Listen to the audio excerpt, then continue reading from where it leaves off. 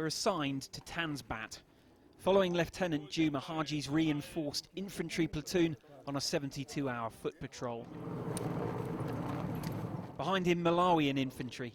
The advance party will be Congolese, a sometimes notorious and demoralised force, but battle-hardened. Ya Commander wa Operation Sokola 1. In English, Operation Clean Sweep 1. Tunajua ya kwamba eneo ambalo tulimo. In the area in which we're living in, the territory of Beni, there are so many problems. The enemy has brought conflicts to this area. In this war, the enemy is killing innocent civilians. For the first few kilometres, Ukrainian Mi-17 gunships provide overwatch. But signs of civilization fade with them. Now only this.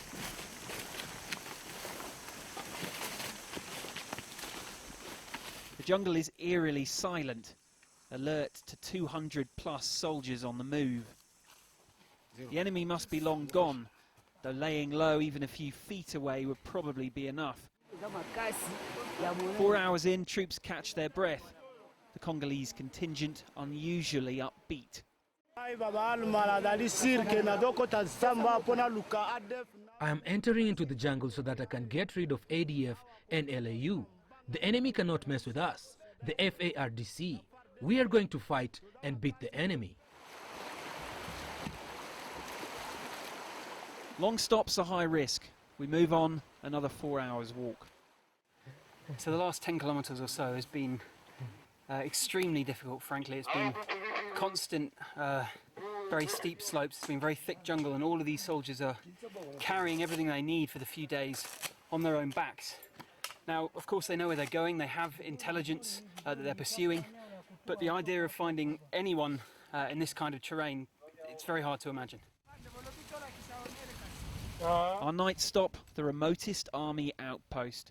Below, a vast wilderness and hiding place to the Ugandan border.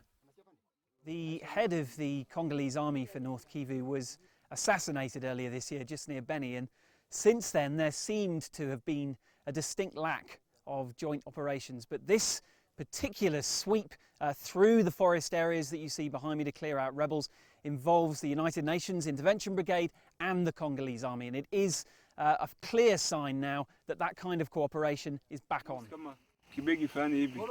Commanders say a knee-jerk response to the massacres would have been the wrong tactic. I usually call them the invisible enemies. It's something like a terror tactics or terrorism. So when you fight against terrorism, that means you are fighting against the enemy which is invisible, which is not seen. So it's a very cumbersome, very complicated task to achieve. But if we join our efforts, obviously we're going to defeat him. Nightfall no longer brings much risk of attack. The enemy chooses only the softest targets. But not even the largest peacekeeping force in UN history can ignore the enormous challenges that remain. No response from HQ, says Lieutenant Haji. Tonight they're on their own. Henderson, CCTV on Mount Bialosi, North Kivu.